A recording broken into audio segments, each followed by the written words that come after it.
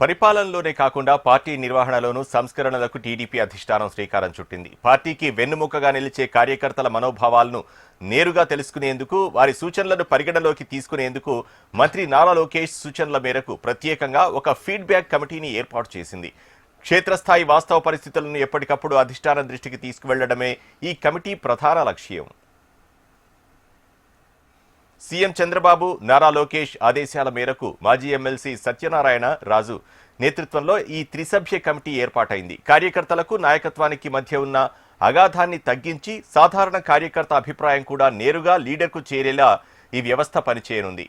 ఇటీవల కాలంలో కొందరు పార్టీ శ్రేణులు తమ అసంతృప్తిని లేదా పార్టీలో జరుగుతున్న పరిణామాలపై తమ అభిప్రాయాలను బహిరంగంగానే సోషల్ మీడియా వేదికగా పంచుకుంటున్నారు.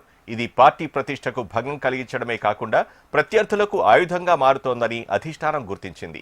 ఈ నేపథ్యంలోనే పార్టీని ఒక కుటుంబంగా భావిస్తూ సమస్యలను అంతర్గతంగానే చర్చించుకొని పరిష్కరించుకునేందుకు ఈ వేదికను అందుబాటులోకి తెచ్చారు.